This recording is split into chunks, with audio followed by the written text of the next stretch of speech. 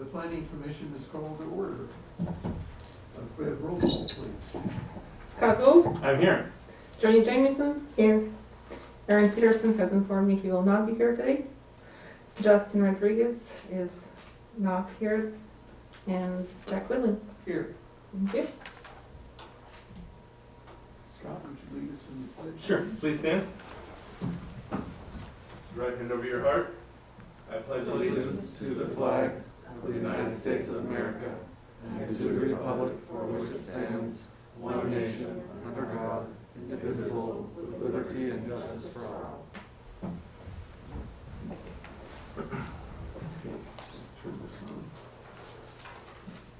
Okay, shall we start with public comment? We have This is on items not on the agenda. no members of the public with us in person or on Zoom or phone. Okay, so requests for continuance, withdrawals, or additions to ex-agenda items, of ex-agenda items. Joni, you have anything? No, thank you. Scott? I have nothing either. Conflicts or ex parte communications? No? Scott? Nope. I did have a conversation with Ed St. George on his status report that he's going to be giving tonight, so just so everybody knows that I've talked to him about that. And can we approve the minutes for April 5th? I so move. Good move by Joni. I'll second. Everybody in favor say aye. Aye. Passes 3-0. Okay, public hearing items. Okay, the item before you tonight is the capital improvement plan for fiscal year 2021, 22 to 30/31. The process that we're going through is a review of the capital improvement plan, and the action tonight is to find that those proposed projects are consistent with the general plan and the land use element, circulation element, all of those different parts of the general plan. We do have Public Works Director Matt Vanderlinden here if you'd like to make a presentation or if you have any questions of him.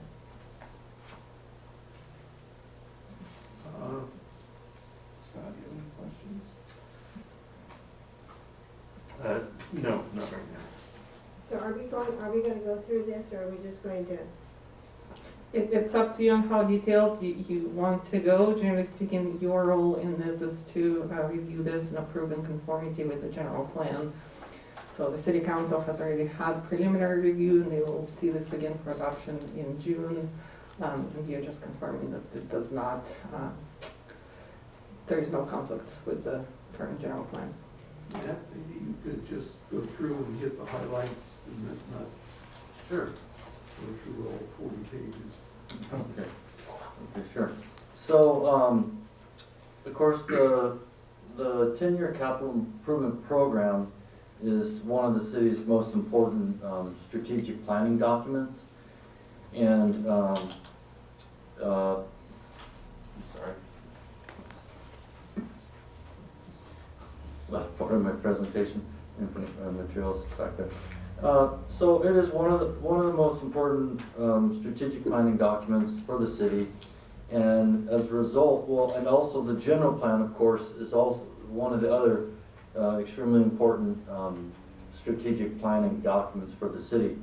So the purpose of your review this evening is just basically to make sure that there's nothing in the capital improvement program that doesn't match up or fit with the guiding principles of the general plan.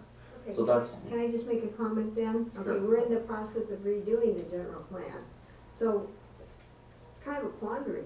You know, there may be some changes in the general plan that are not going to support these things, so what do we do with that?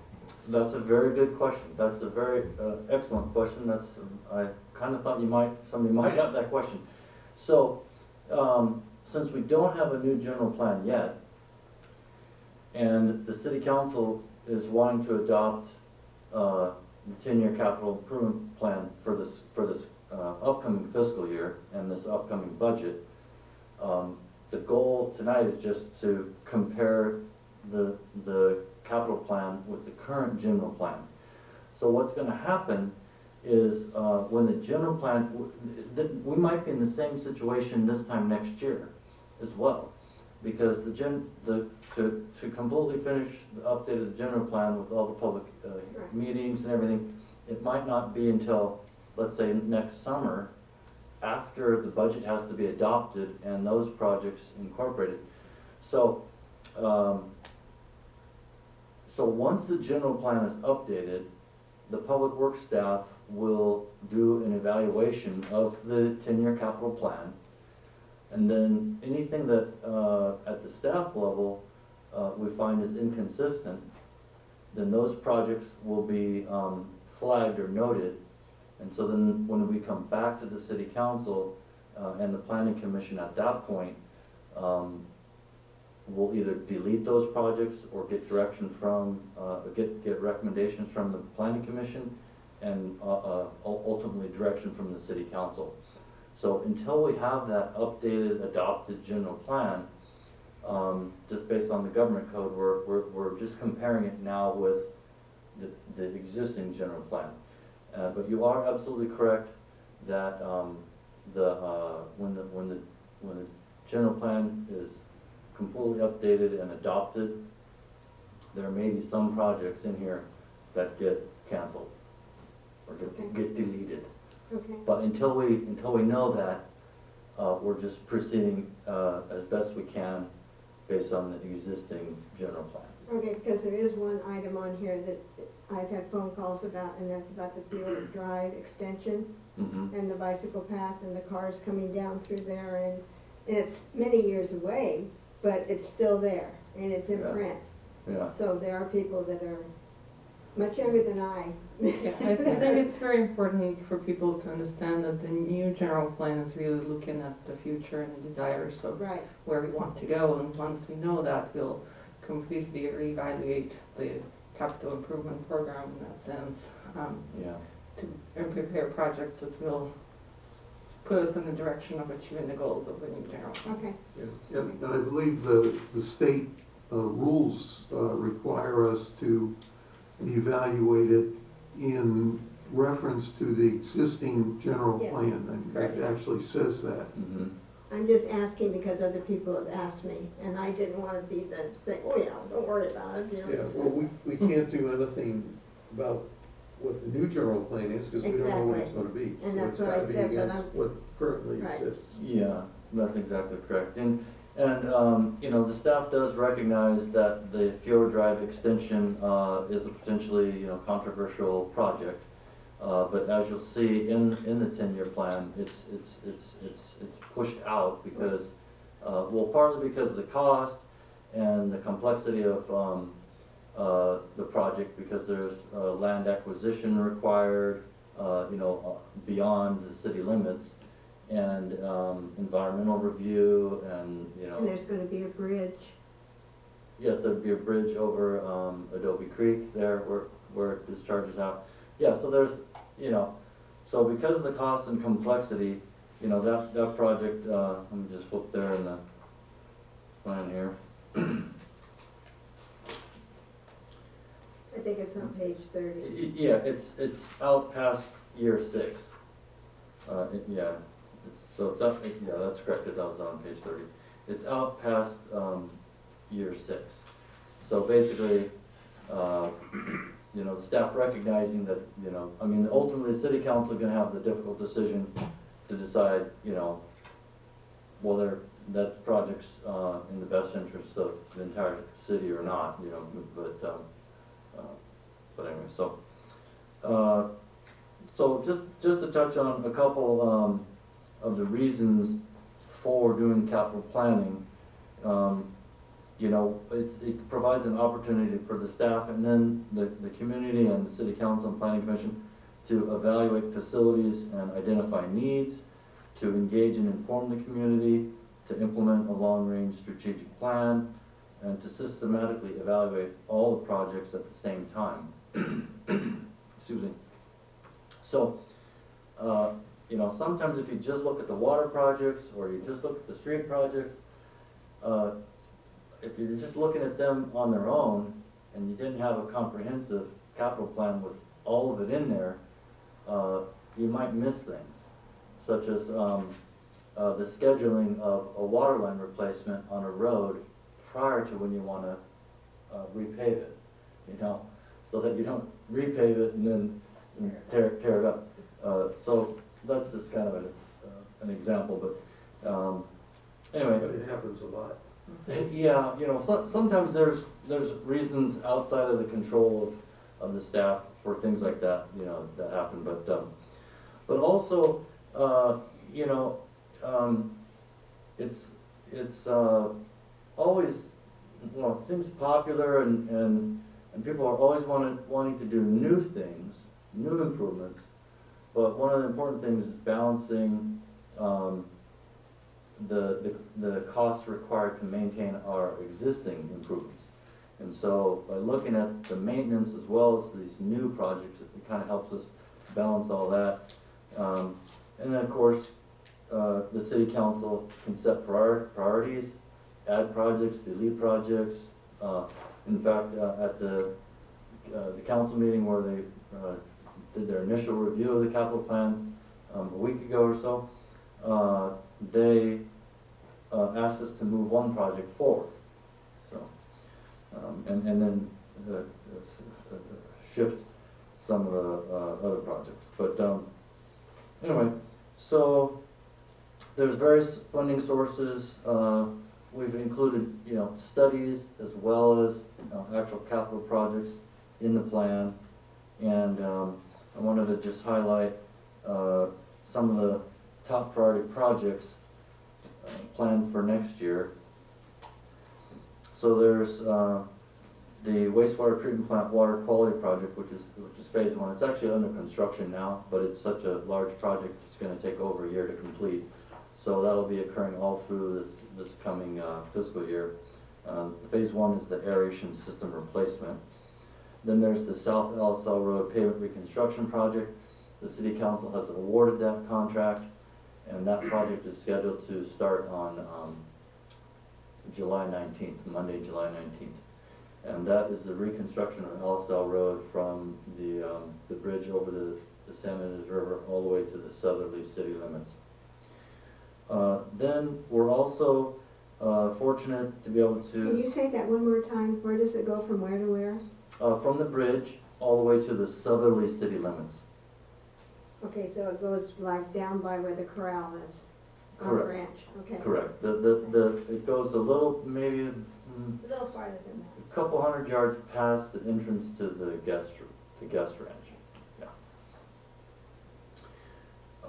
The HCA Park, we have the HCA Park multi-upgrade project that includes a variety of different upgrades. So we're going to be doing we're going to be receiving grant funding to cover most of that. I think it covers 80% of the work. So we're going to be expanding the bicycle walking trails. Or we have an existing playground structure in there that we're going to add like a toddler structure to it for smaller children. We're going to be adding fencing and decomposed granite around the pickleball courts. And then there's a bunch of the picnic tables, they're reinforced concrete.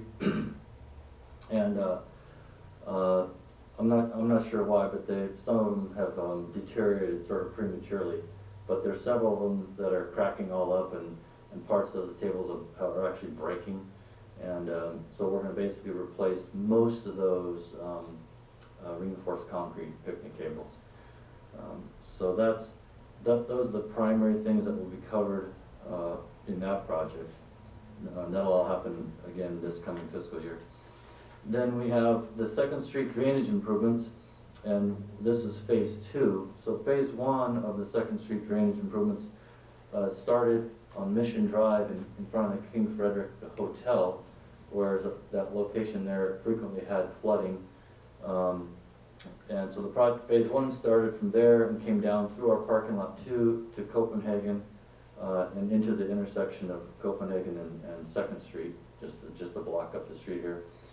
And then phase two will go from that intersection, Copenhagen and Second, and come down Second Street and go through this, our parking lot 5, which currently is just a dirt parking lot. But, so that project will also include what's known as a trash capture structure. So as part of our stormwater permit with the state, we have to begin implementing trash capture. So instead of having structures in every single catch basin to try to catch litter, it's more cost effective to have this centralized unit, and we'll use our vacuum truck and clean it out two or three times each winter.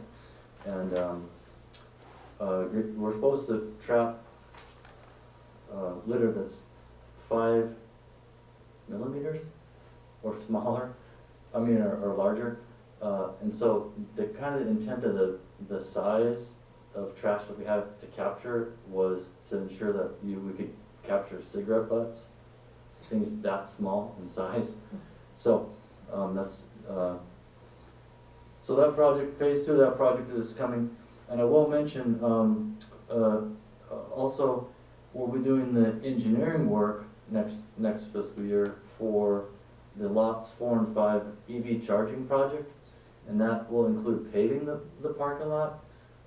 So basically the idea is do the underground construction with the storm drain next fiscal year, and while that's happening, do the engineering work for the EV charging and the paving of the parking lot. Just a quick question on the stormwater. Where does it end up? In the creek. Yeah, in this drainage right here, it's not a named creek or anything, but it's a drainage course. We refer to it as the Acorn Drainage because there's a little private road called Acorn Way in the apartments there at Oak and they're along Oak Street, and they do have an entrance off of 5th Street as well.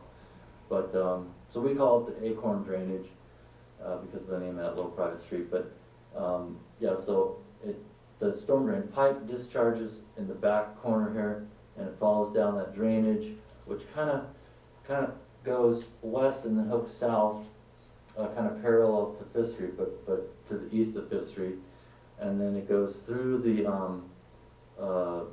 mobile home park, and kind of where the golf course is, and kind of in between like one of the fairways and the tee. And it goes in a culvert underneath Fjord Drive and discharges into the San Ynez River. And where in that stream is the catch basin actually going to be located? Well, okay, just to clarify, so we have, the catch basins are the small like curb opening structures. So we have those all throughout the city, and this particular storm drain line, so it discharges here in the corner of this dirt lot, the back corner over there, and it runs up 2nd Street, up to Mission, and it actually goes where the power building, it goes through that parking lot, and there's a couple of catch basins on, I think it's Fir or Elm, I think it's Fir, yeah. So that's where it starts, kind of collects water from that neighborhood, and then also the commercial area and along Mission Drive, and ends up down there. Yeah. But the trash capture structure will be in the middle. That's really what I was thinking. Yeah, it'll be in the middle of the new parking lot here. Okay. Yeah, so all you'll see is it's like a jumbo manhole, and so all you'll see is the circular manhole cover in the parking lot, but it's like this big chamber down, and it has screens, and the stormwater runs through that chamber, through those screens, and then goes on its way. And so we have to pull those screens out, or use the vacuum truck to clean it out periodically. Thank you. Sure. So we're also going to be doing the engineering work for a water line replacement project and a sewer line replacement project. So we're just about, I didn't mention it specifically earlier, but we're just about done with our sewer master plan. So the city's only ever had one sewer master plan, and it was done in 1988. So we haven't had a sewer master plan, for a long time. Anyway, so we've created a computer hydraulic model of the whole sewer system for the city. We're evaluating the existing flows going into the system, plus projecting out the future flows based on future development and ADUs and all these other things, and then running that through the model and identifying where we need to upsize sewer lines, and we're also looking at the age and the condition of the pipelines.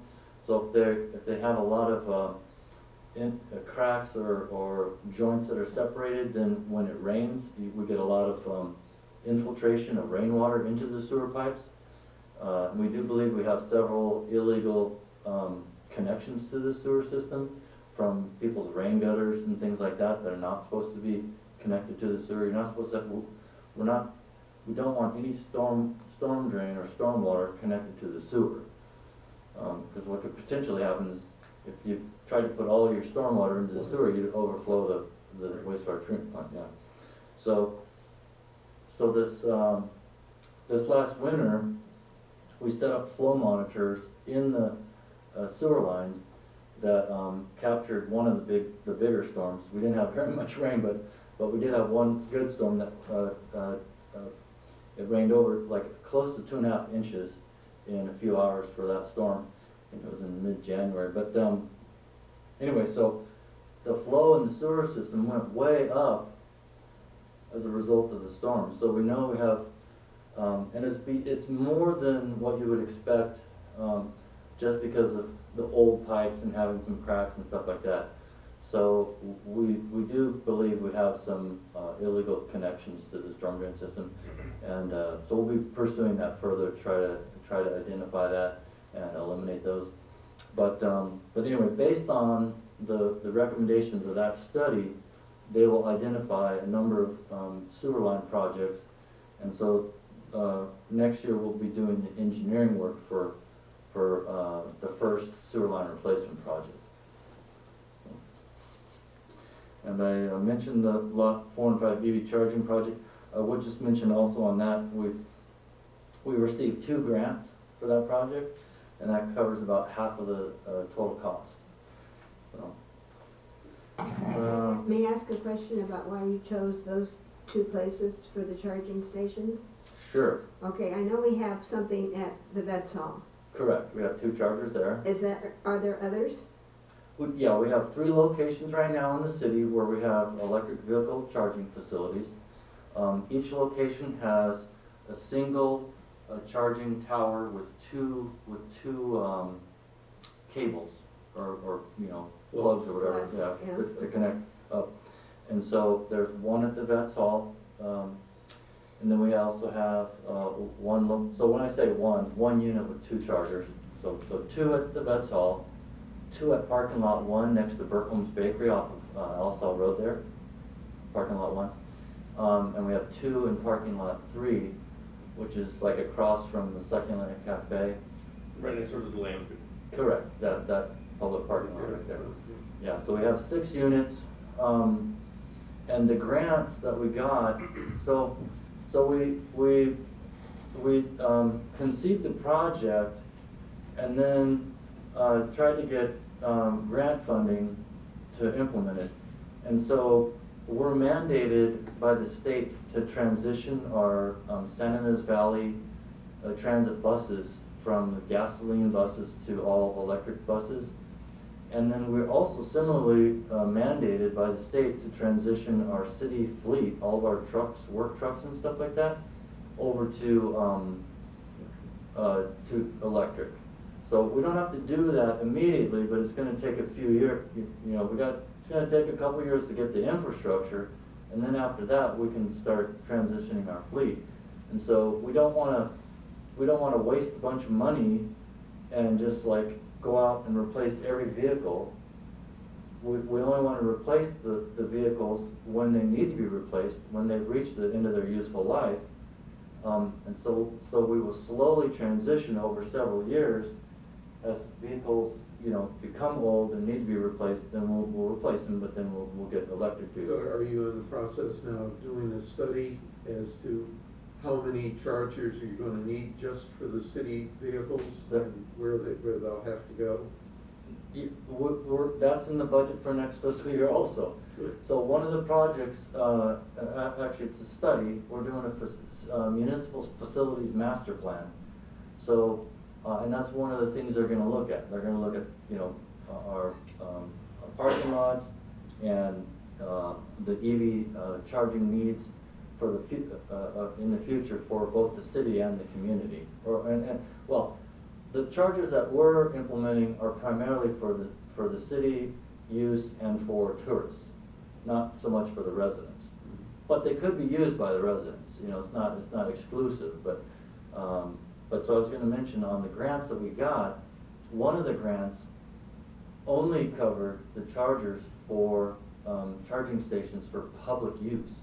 That was the grant we got from the Air Pollution Control District. They were not, that grant could not be used for city vehicles or San Ynez Valley Transit. But then we got a second grant that covered the chargers for transit. And so it actually is gonna include 3 chargers for the San Ynez Valley Transit buses, but also a 4th charger that will be accessible along Oak Street here by parking lot 4, so just up the street a little bit. And that charging station will be able to be utilized by the Wine Country Express, which is the service from Lompoc to Buellton to Solvang, and also the Breeze 200, which is the bus service from Santa Maria down through Buellton and Solvang. So the city is partners with those other agencies, the City of Lompoc and City of Santa Maria, as well as Buellton, in those services. So, and there is an effort among all the transit operators in Santa Barbara County to coordinate and be implementing charging infrastructure that's compatible with each other. So we're working on that. But yeah, so this is the, you know, we've gotten various direction from city councils over the last few years. And so at this point, those are the locations. I don't know if you've seen the little site plan, that we've had it available at different council meetings and stuff, but anyway, so there'll be a few chargers in parking lot 4 for public use. And then the conduit will run underneath the road from the alley there by parking lot 4 over to this parking lot 5, the dirt lot. And in the dirt lot, we'll have 4 charging stations for city vehicles and 3 for the San Ynez Valley Transit. So this parking lot, at this point, it's envisioned to be primarily used by city vehicles and San Ynez Valley Transit. Our previous city council directed staff to, you know, no longer park our city vehicles here behind, in this parking lot right here. And so they directed us to park over there. They felt this was a little bit closer to, you know, being along First Street, it was closer to, for our tourists to park there and utilize that parking lot. And of course, this is dirt, so they didn't want the tourists to have that inconvenience. So that's the direction that we were given, and so we've made plans based kind of all around that. But eventually, when we get into the more of the design, bring it to the city council and identify, you know, if there are some of those parking spaces could be made available for public use. So what do we have for public use besides the vet hall? The chargers? Yeah. Got land by Yeah, land that's fee. all. Vet Through hall, there. Lansby, 2 at parking lot 1 and Lansby. and 2 by Lansby, yeah. So Okay. right now we just have 6.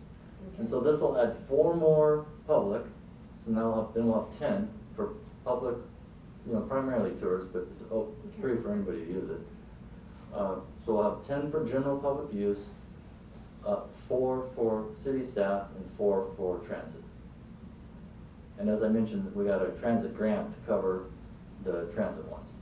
Yeah, and the 6 chargers that we have, you said each one had 2 cables on it? Mhm. So there's actually, you can charge 12 cars or vehicles. Well, no, I'm sorry, maybe I wasn't clear. Yeah. There's a single unit with 2 cables. So we have Okay. two plugs at each location. Oh, only 2? Two. Okay. Yeah, so total of 6, but 2 at each, yeah, Okay. yeah, sorry about that. Okay, thank you. Okay, and so some of the high priority studies for next year, you know, of course, we've awarded a contract for a water and sewer rate study. So that'll be moving forward. We have our municipal facilities master plan, as I mentioned. We received a grant also to do what's called the local road safety plan. And that's basically, we're gonna have some public meetings here, this summer. And, just identify what the community feels are the biggest safety issues along our roadways here in Sylvan. And, we need to have that plan to be eligible for, state and federal grant funding on road and, transportation projects. So, and like I said, we got a grant to cover the cost of this, so that's really good. Then we'll be also updating our water master plan and preparing a water system emergency response plan. So we're just about finished with our water system risk and resiliency study. So the water system risk and resiliency study and the water system emergency response plan are 2 federally mandated studies that we had to do. So it's a little unusual. Most of the time we have state mandates. I think in my career, I've only seen a couple times where the federal government comes out with regulations and stuff. But it's good because we're identifying any cybersecurity risks for our water system, which we have a computer control system tied to a radio telemetry system to operate our wells and pump stations and everything. And so the risk and resiliency study will provide us, that's just about done. We're expecting the final draft report here any day now. They'll have recommendations in there to improve our security and reduce our risk and increase our resilience in the event of, you know, some problem. So these plans and studies that you've talked about, I didn't count how many there were, but quite a few. Are they all planned to be done in the next fiscal year? Not all of them, but most of them, yes. Yeah.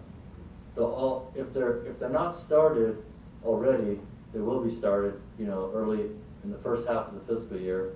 Some of the studies are shorter, some of them are more time consuming, and so yeah, so not all of them will be finished next fiscal year, but all of them will be started, and most of them will be finished.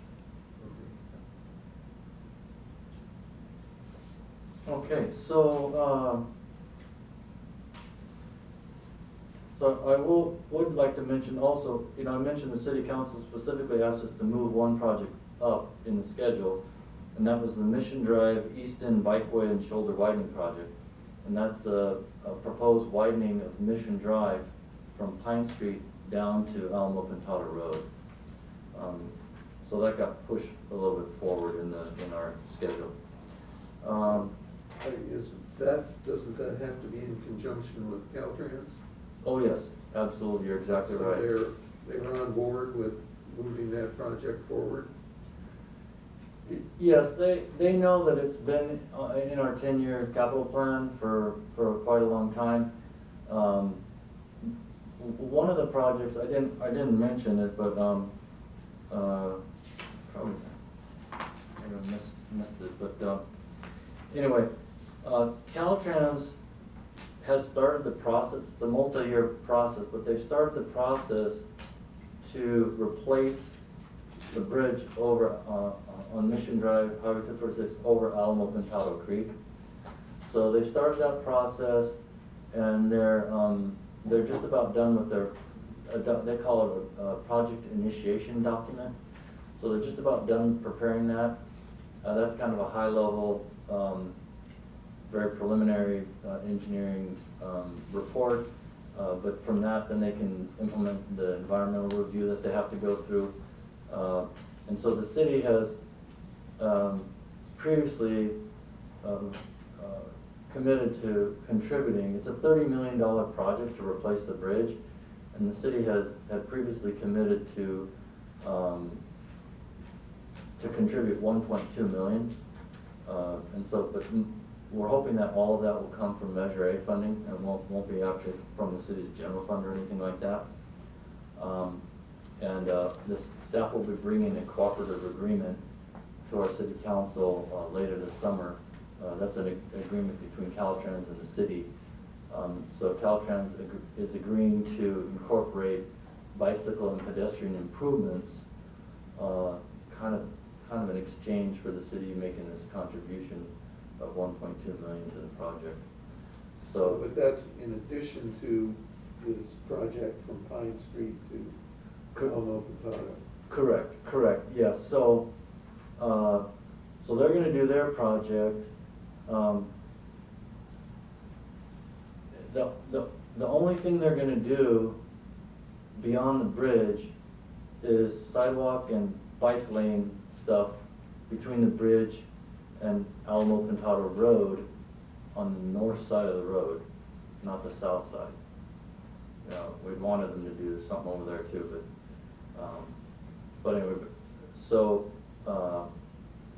the future project the city does, we will have to, this widening project from Alamo Pintado up to Pine, the city will have to do a lot of coordination with Caltrans.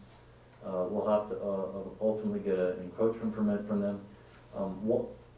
The details of how we would move forward on that project haven't been worked out yet, because it was, you know, we just moved it forward. It was supposed to be a few years out. So what I'm getting at is, there's opportunity for the city to enter into another cooperative agreement and basically hire Caltrans to administer the project.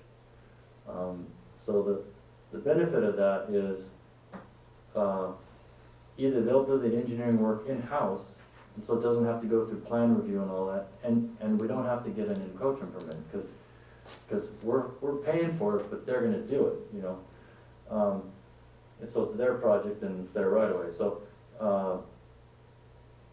the details of that haven't been worked out, but there are different options. I think they recognize that it's not the safest condition. You know, if you're on a bicycle or a pedestrian trying to walk down along the shoulder of the road there, it's, you know, it's pretty dangerous. And we do have most of the right of way that we would need. So for that project, there would be some right of way acquisition required, and I kind of mentioned and went over that at the last city council meeting. But the city owns property there at the end of Windmill Lane, kind of just below the road. So the city, anyway, they can do a swap or something. So it's being moved forward. In the schedule, but What does that mean? Does it, it's instead gonna happen in instead the of next 2 years instead of the next 10 years, or how far forward? Yeah, that's a really good question. I think it moved forward about 4 years. So it won't start next fiscal year, but the year after that. That's, And but it's going to be a multi-year project, because there's, like I said, there's right-of-way acquisition that has to happen. So that's usually the first thing you want to do, and so that'll take almost a year for all that, maybe more. It depends on, you know, what direction the city council, how they want to proceed doing it. And then in year 2, you're going to do the engineering work and the environmental work. You know, so most likely it'll be a mitigated negative declaration for that project, because there's already highway there. You're addressing the safety issue, you're widening it to have bike lanes, and that's a positive environmental thing. And widen the shoulders and stuff. But that'll be another year. and then the construction will be like a year. So, you know, even if it all went smoothly and quickly, it'd be 3 years, otherwise it's probably gonna be like a 4-year project, so. But we'll start it, not We're next, talking, sounds like it's gonna end up in 2025 before it's done. yeah, that's And that might be optimistic. right, Okay. yeah. So, okay, well, that concludes my presentation. I'm happy to answer any other questions you might have. I have just one question. When I was reading through it, it talked about requirement for a bike master plan. The city's supposed to have a bicycle master plan. Yes, we do. I know there's a valley-wide master plan, Mhm. but we also have, is our master plan a subset of that? Or It is, independent exactly. of that, or? You hit the nail on the head. When we were planning to put together a Solvang specific bicycle master plan, and then we had conversations with SBCAG and the city of Buellton and the county, and we're like, well, it kinda doesn't make sense for Solvang to plan bicycle lanes and bicycle routes or anything like that, kind of in a vacuum, when, you know, the city has small city limits, and, you know, the whole city is 2 square miles, so, you know, you don't have to ride very far and you get to the city limits. So, as we requested, actually, the city of Solvang staff requested that SBCAG undertake a regional bicycle master plan, to look at the entire San We had Andreas a lot Valley. of studies and meetings about that a Yeah, couple and years so, ago. based on pressure and request from the city staff, they agreed. They got a grant, and the Chumash tribe contributed also to putting it together. And they did a San Ynez Valley master plan. It was reviewed, and comments, had 2 public meetings in Buellton, 2 public meetings in Solvang, 2 public meetings in the county, I think 1 in Los Olios and 1 in San Ynez, something like that. I didn't pay attention to where actually, what they did over there, but, and we received public comment.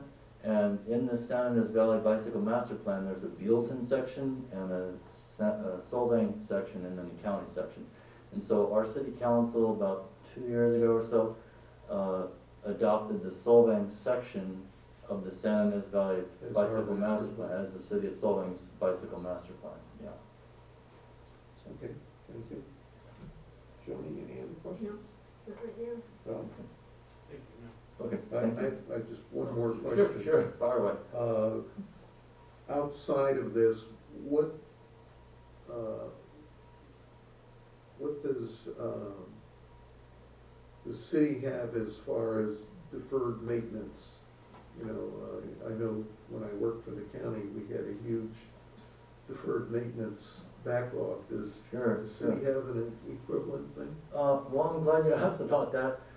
Yeah, basically with all of our facilities, there's some backlog of deferred maintenance. Probably the most significant is with our road network. And so, you know, we can talk about water facilities and wastewater facilities and, you know, the actual buildings and those facilities. But we do have a pretty significant backlog of road maintenance. In the past, there just hadn't been, city council hadn't approved adequate funding to Mhm. do as much as was really needed. I mean, there's all these different needs, and so we did, you know, staff doing the best we can with the funds that we were allocated. But anyway, this last year, we updated our pavement management system, and our consultant assisted us with that. And it's been a few years now that we've been planning this South Alsa Road project, but the bids came in much lower than expected, which was like really unusual and good news for us. And so with the implementation of the South Alsa Road pavement reconstruction project, we're gonna actually do the next full years of pavement maintenance work that had been identified. So basically, we're gonna do 2 years of work in one. And so, we're gonna be, doing, dig out repairs in this neighborhood right here behind the city hall. And then, mill and overlay Third Street, almost the entire length of Third Street. It's one of the streets in the worst condition in the city. We're also gonna be doing dig out repairs in the Creekside subdivision. And then crack sealing in Skip Mesa and in the Creekside subdivision. So, so all that, those things I just described, that was planned to be year 2. But now we're gonna be able to do all of that, Year 2 of the capital improvement. of the pavement maintenance part, yeah, of the capital plan, yeah.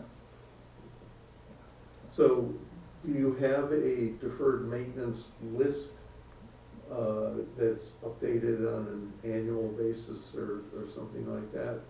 Yeah, what we do, that's a good question. So what we do is, about 4 years ago, we implemented a pavement management system. And then, we have a consultant comes in and, every 2 years, they inspect all the roads and they update the information into the, computer software for this pavement management system. And they, provide us a 2-year recommendation. So we only do 2 years because, we know in 2 years, they're gonna come back out again, reevaluate. And so we don't wanna get locked into some long kind of thing. So the city's deferred maintenance then is basically roads improvement. Is that what I'm hearing you say? That's one of the, primary, deferred maintenance. So, we do have a lot of sidewalks, as you know, around the city that, are uplifted and have a lot of grinding to eliminate tripping hazards. And so we finished a couple, sidewalk projects to construct new sidewalk by the Solvang School and 5th Street. But going forward for the next few years, we're not gonna do any more new sidewalk. We're just gonna be focusing on, maintenance and repair of existing locations. But, and then the water and sewer master plans will identify,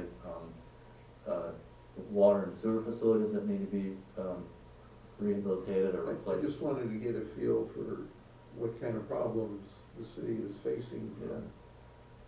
because of budget issues, which everybody has. Right, right. And worse this year than usual, but What, are you finished? I have a question about an area. Whatever happened, Matt, to the sidewalk between Laurel and Maple on the west side? I think we planned it. Because we went through and we got easements, and this was on Alisal. Oh, right. Okay, good question also. So on the west side of Alisal Road, from Maple to Laurel and Laurel up to Eucalyptus, we had planned 2 blocks of sidewalk. When we did our update of our sidewalk master plan, based on comments from residents and direction from the city council, that was identified as one of the top priorities. I should just mention the locations by the school that we just finished were also a top priority, but we wanted to wait until we knew they'd be good candidates for grant funding, so we held off on the sidewalk by the school until we could get the grant funding, and we did, so that was great. But anyway, so we had all the right-of-way that we needed on the west side of Alisal Road between Laurel and Eucalyptus, and so we constructed that. But we were acquiring right-of-way on the west side between Maple and Laurel, and there was one property owner that tried to extort the city, and the city council refused to, cave in, which I, I think was good. The property owner was asking for about 4 times the appraised value, and we went through a very rigorous process, hiring a very skillful, experienced, licensed right-of-way agent, and doing an appraisal. In fact, we offered to do a second appraisal, or we paid for a second appraisal that the property owner wanted done. And,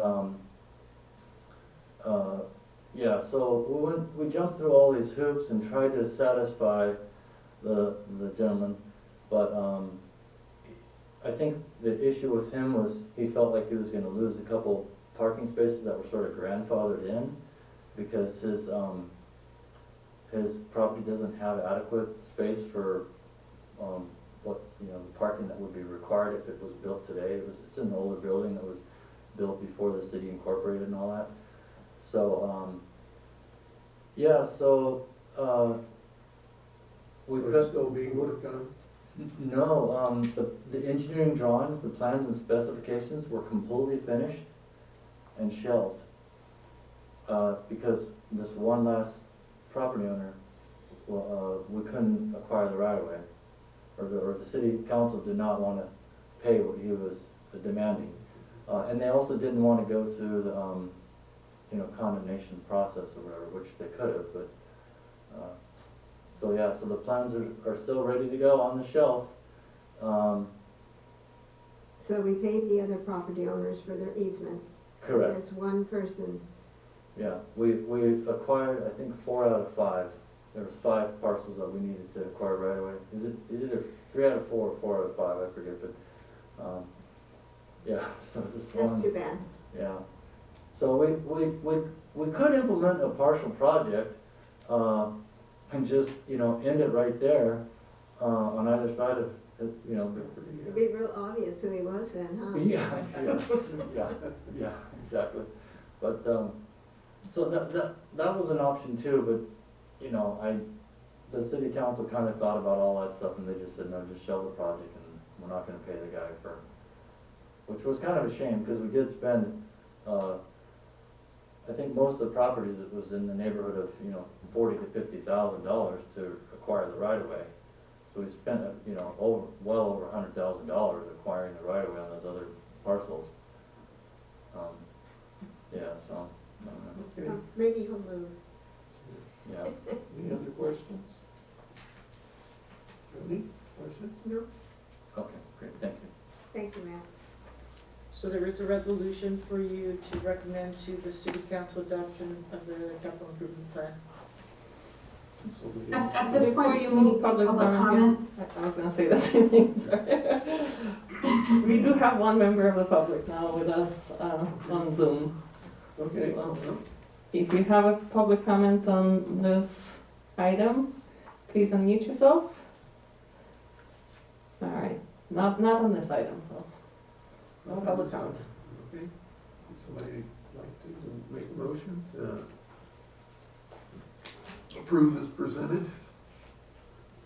I'll make a motion to approve as presented PC resolution number 21-03. I'll second it. And seconded. All in favor? Aye. Aye. Aye. Passes 3-0. Thank you very much. Thank you, Matt. You decide.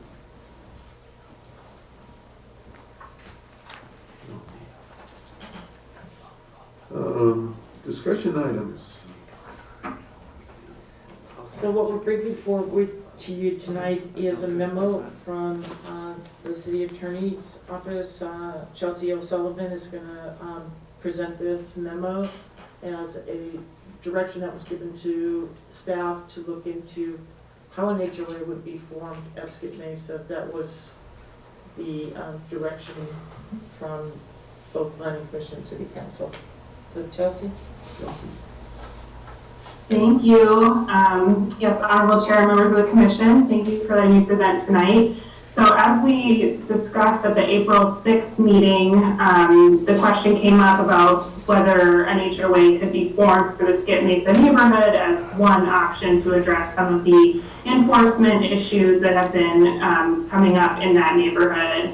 As we discussed before, Skip Mesa does not currently have an HOA, and under its current governing documents, the city and the owners each have the right, but not the obligation, to enforce the CC&Rs and the conditions of approval. So I looked into it, and as you would have seen in the memo, developers typically form HOAs when they still own all of the parcels in a property, and that's just, there's a very practical, or in a subdivision, there's a real practical reason for that. They only have to coordinate with themselves when they do that. But there's nothing prohibiting a neighborhood like Skip Mesa that didn't form an HOA at that time before the lots were sold from doing it now afterwards. It's just going to be a little more logistically challenging. And before I go on, I just want to say too that the conclusions that I'm going to discuss from the memo, you know, it's information for the Planning Commission, but it's not intended to be any sort of legal advice to the residents of Skip Mesa. And if they did decide to go forward with, you know, trying to make an HOA, they would need to get their own counsel. So what my research showed is that under the current governing documents, the owners of the properties in Skip Mesa would have to amend the CC&Rs to allow for an HOA to enforce the CC&Rs, and that would have to be accomplished by at least 67% of homeowners approving of such an amendment in writing, and they have to sign it, you know, in front of a notary. Because that type of an amendment to these documents would change how the documents are enforced. It also would likely require prior written consent of the city, because under the CC&Rs, the city has to consent to any changes or amendments that affect the city's conditions of approval. And one of the city's conditions of approval when Skip Mesa was originally created was that the city would have the right, but not the obligation, to enforce the CC&Rs. So the homeowners would have, 67% of them would have to agree, and they'd have to get city approval to amend the CC&Rs to allow for them to make an HOA. Importantly, if they did get 67% of them to agree, that decision and that amendment would then be binding on all members of the Skip Mesa neighborhood, even if they didn't, even the ones that didn't vote for or approve of the amendment. And then once they have the governing documents set up where an HOA can actually enforce them, then it's just a matter of following the provisions of the corporation's code to properly form that HOA as a legal entity. I think typically they're a non-profit mutual benefit corporation or an association, so they have to, you know, file articles of incorporation or an association with the state, and they have to come to an agreement, which this is probably the hard part, of how that HOA would be governed, you know, develop their bylaws, figure out how they're going to assess fees and how much, and how they're going to elect a board of directors. So that's kind of what it would take in a nutshell. Okay, thank you. Has there been any inquiries from residents up there? Is there any interest in forming an HOA? I've not received any In your conversations with people up there? Correct. No, there's been no specific requests, but I also think that during the last hearing when direction was given to give some research on this, everybody has been kind of waiting to see what this research looks like. So is this memo going to be made available to the... It is public record. It was published with the It's on the agenda, so agenda, it's yeah. available to everybody. Okay, good. Maybe something will come up, but thank you very much, Chelsea. You're welcome. Would you like Happy to to, help. sorry, would you like to open public comment since we have somebody online to see if, Sure, yes. is this an item for public comment anybody like to make? If so, please unmute yourself. Appears to be no public comment on this. Okay, status report on St. George's proposed hotel. Yeah, so this is to be very clear. I'm so sorry. May I ask you a question about the HOA? Uh-huh. So we have the information, we've done the research, Now, and now what? yeah, now what happens? Now it's up, What's the next step? Is the ball in their court now? the ball is in Well, their I court. think we need to send them all a letter or notification or something, because I don't think they're aware. And Joni, just to be clear, when we say the ball's in their court, we're talking about the residents of Skeet Mesa? Correct. Yes, yes. There will be an item come in July as a checkpoint about the enforcement efforts in Skid Mesa to City Council. That was their direction to do with a 60-day triad. So there will be an additional conversation coming back to to City Council about Skid Mesa and the code enforcement issues, which is part of where this originated as well. So where it stands right now is the city and the owners have the right, but not the obligation to enforce. So all of the Certainly. infractions that we saw at the last presentation with home colors and driving over the sidewalk and storage units that are too tall, they may just exist. Yeah, so I wouldn't, we're here scheduled today to talk about the HOA formation specifically, so I wouldn't want to dive too far. But just to remind, there are the code sections we can definitely enforce. It's when it comes to CC&Rs, is that the city has the choice but not the obligation to enforce. Understood. Thank you. So there has been enforcement started at Skid Mesa. Thank you. Oh, you've given them notice that they have illegal use of running over curbs, et cetera?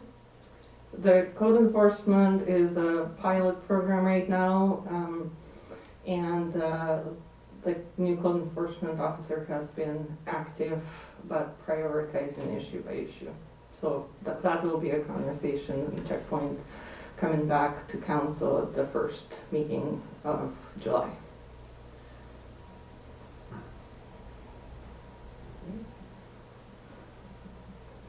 But we can definitely, as things develop with Skid Mesa, if this is a point of interest, we can definitely communicate to them and provide them this information. I think it would be, the neighborly thing to do, a friendly thing to do, to let them know that this is the information that the city has, and if you're not going to create your own homeowners association, we don't necessarily have to enforce your CC&Rs.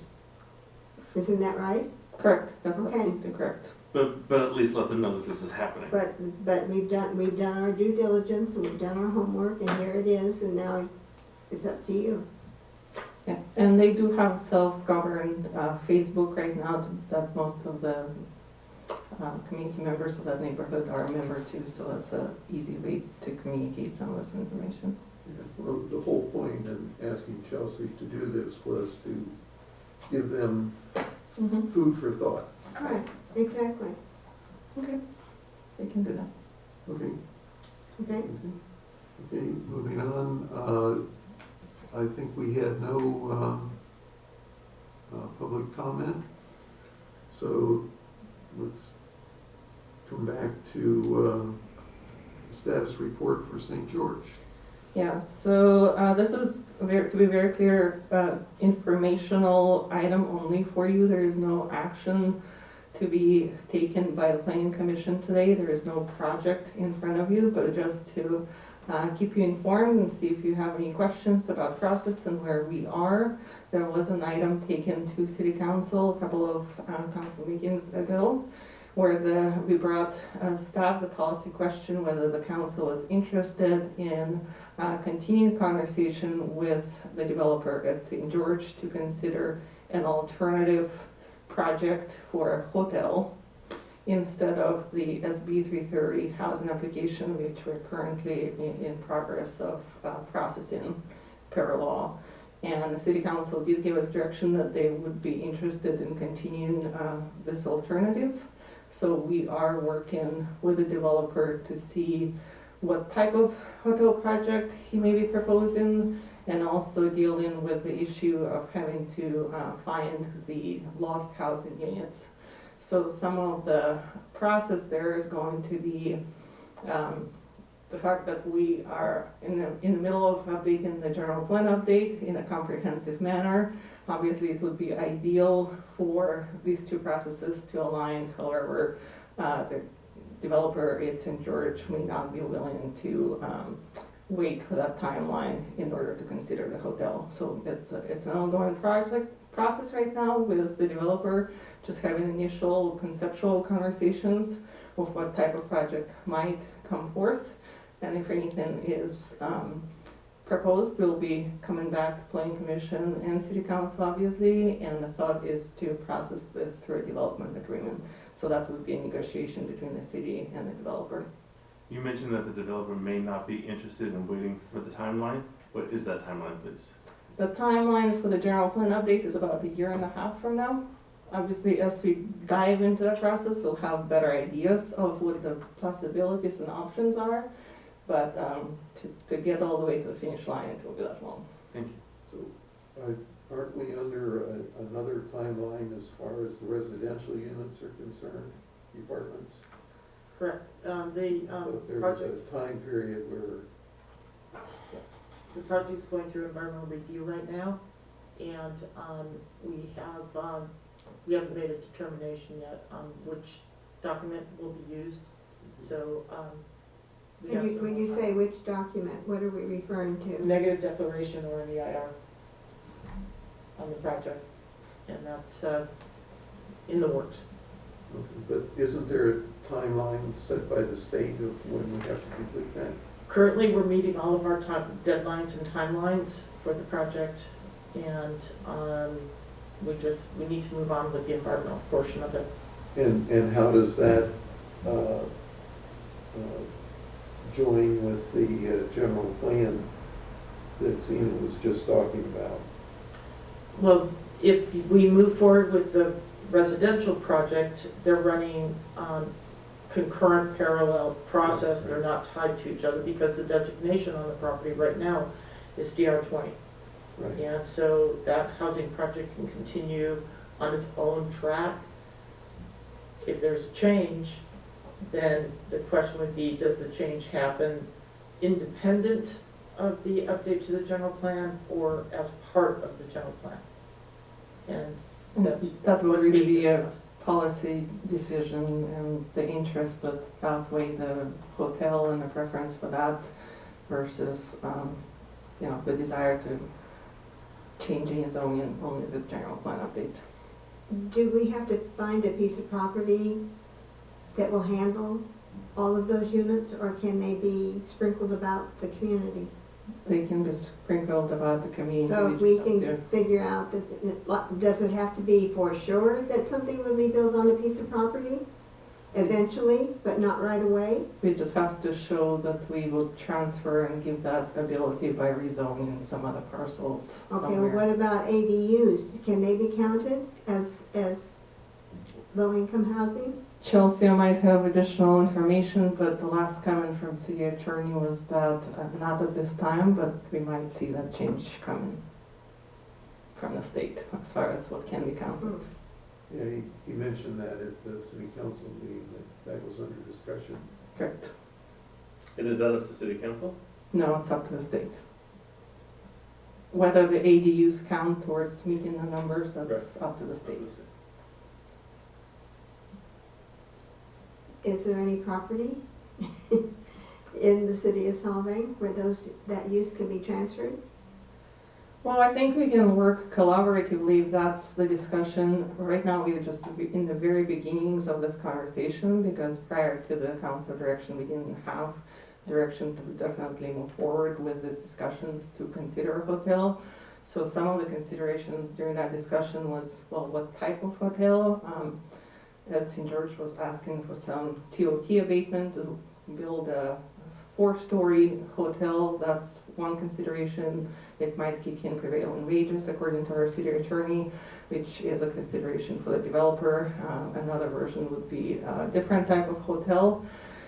So those are the discussions that still need to take place, and as part of that, we would, of course, if something moves forward more concretely, then we can work with the developer to see where we could potentially be able to address the need for the additional housing that would go away if we rezone the old lumberyard from DR20 to TRC.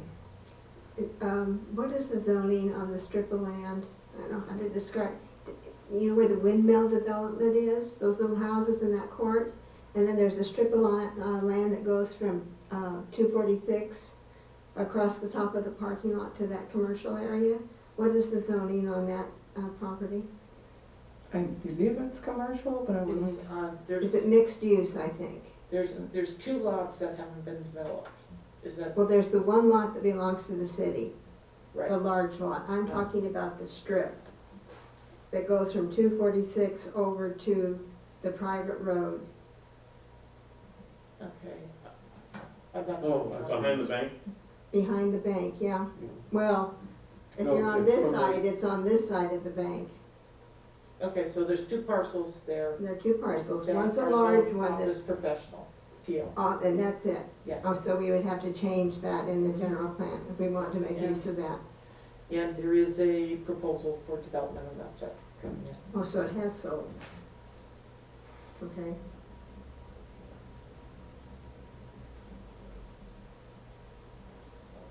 Okay, that answers that question. So,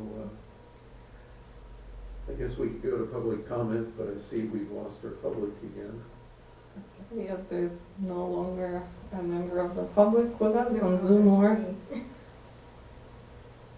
there's only staff members here on Zoom and in the audience. Okay. So, are there any further questions on this? I guess it's kind of a hurry up and wait situation. Correct. Okay, let's move on to item C, project status report. Presented to you tonight is the project status report dated in June of this year. The last one we presented was back in March, and so these are updates. It also includes some of the action that has been taken by the Design Review Committee, so you can see some of the projects that are coming before them and the actions that are being taken. If you had an opportunity to review it, right now, most of the projects that were approved last year, we are beginning to see the building permits come in for those. Good. And they also are rolling into the Design Review Committee for final approvals.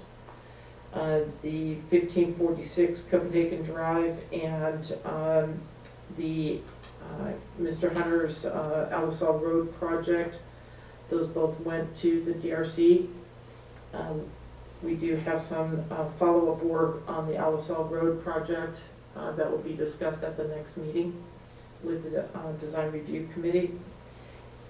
Sylvan Theater Fest is almost at the end of their plan check process and will be picking up their permits soon. The Water Wheel project is, you may see, looks like it's getting cleaned up a little bit more. They did lose the shed that was in the parking lot. And there's still some discussion going on with the DRC on some of the colors, but for the most part, they're moving forward with the work on the building, which is really exciting. So And they're going back to the DRC, or did they already go back to the DRC? they did go back to the Design Review Committee. There was more discussion about some of the colors.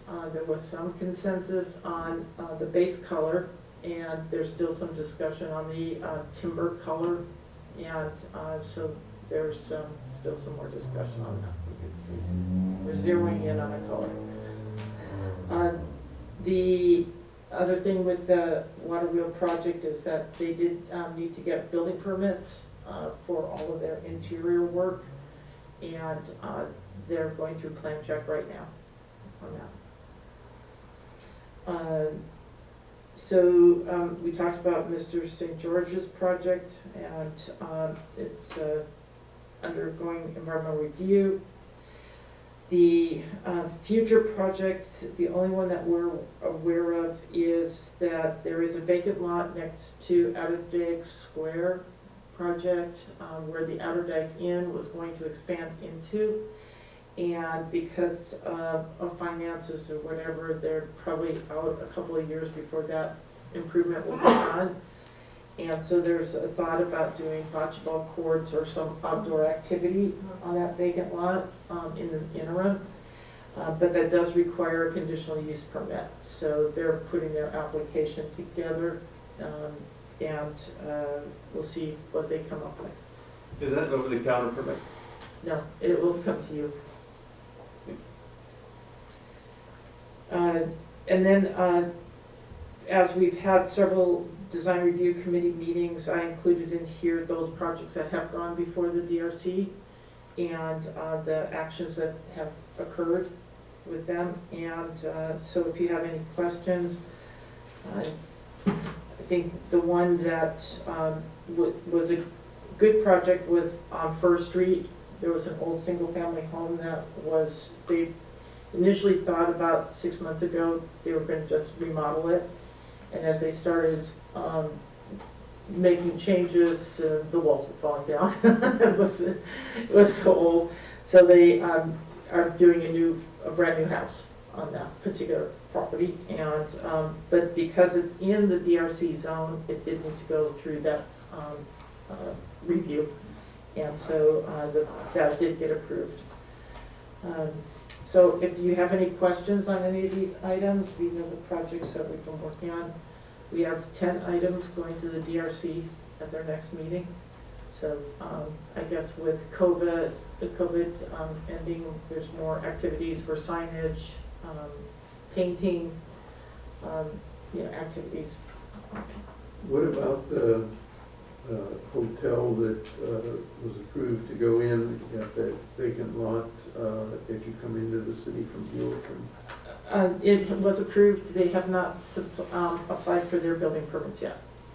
So the outstanding projects from last year would be the Mission Drive project, the boutique hotel, and the other project that Mr. Hunter had over on Alamo Pintado Road. Mm-hmm. And we're expecting that the building permits for that particular project will probably come in within the next month. And both of those would go back to the DRC for review of the final colors and So materials. they're looking like they're actually going to happen. Yes. Good, good. So, are there any questions in regards to the list? So that was on, Updates? I asked my questions. Tony, do you have any No. questions? Okay, move on to item 4. Any commissioner comments?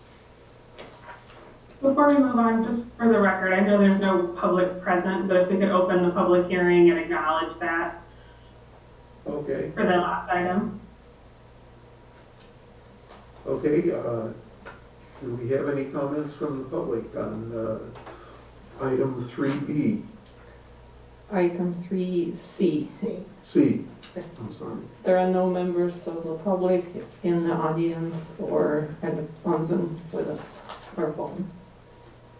Okay, with that, we can close public comment and bring it back to the council. I have no comments. Thank you. Okay. I do have a comment. I've been asked by, I know COVID created a leniency regarding signage and so on.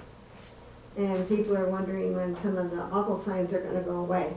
And mainly the ones that are kind of a hazard in the street, the sandwich boards. I've seen a couple of people bump into them, one lady falling over. Those were not legal in the sign ordinance, and I'm just wondering when the city is going to start cracking down on that stuff. So if you would watch the last couple of council meetings, it's been on the advanced calendar that I present that will need to be discussed in, and currently it's scheduled for June 28th meeting, Okay. the Copenhagen Thank you. closure, the signage, and just overall changes with COVID regulations, But the obviously. signage in general, not just on Copenhagen, you know, Right, the banners and what have you. Correct, it would be all of the sign regulations. And then I have another question, and that's about the closure of Copenhagen. Is that going to go back to council ever to see if that's what they want to indeed That will be part of that discussion as on the well. 28th of June? At least the beginning of that discussion, yes. Okay. Because that's something that should be included somehow or excluded from the general plan. That's a major project. Right, It probably needs to have a traffic study if it's going to become permanent, correct. in my And opinion. general plan will definitely address all of those issues. What happens with it currently, it's closed through October 31st. So obviously the city council will have to make some decisions as to what happens with it past that date. Okay, thank you. Okay, thank you. Planning staff comments. Based on where we are with applications being in, we're recommending that your July meeting be canceled. And so you can enjoy the 4th and not have to rush back for a meeting. And by the next meeting in August, we should have some additional projects come before you. And the only other update is the office has been substantially changed because we've scanned over almost 200 boxes of documents, and they're being electronically filed and will ultimately be accessible to the public when we go live on the system. So it's been an ongoing project, and it's really made a difference in the office. What's going to happen to the paper files? Are they being destroyed, or are they going to be? We are going to hold on to them until we feel absolutely comfortable with the electronic system, and then we'll review the paper files through the destruction policy. Okay, there, in the county of Santa Barbara, they actually have a place where you can look at ancient old plans, paper plans, and I think maybe the city it might behoove them to do that, because we had a transition. We were an unincorporated area, and then we became an incorporated area, and believe me, there's all kinds of stuff up there that's weird. So that might have a puzzle effect, and I would recommend keeping the paper someplace. Find a place to keep it. Yeah, as long as, the biggest challenge operationally is how much space it takes, so I understand as far as that. fast access, it's a little bit more challenging, but of course, yes, we could consider keeping it just in a more of a storage facility for. They actually have a house, I think, in Santa Barbara where all these old plans Right. have. Mhm. Yeah. But I don't think they keep all the housing plans, they keep most of the commercial. They keep a lot of the ones that have architecturally sensitive or, that are unique. Some of the old mansions in Santa Barbara.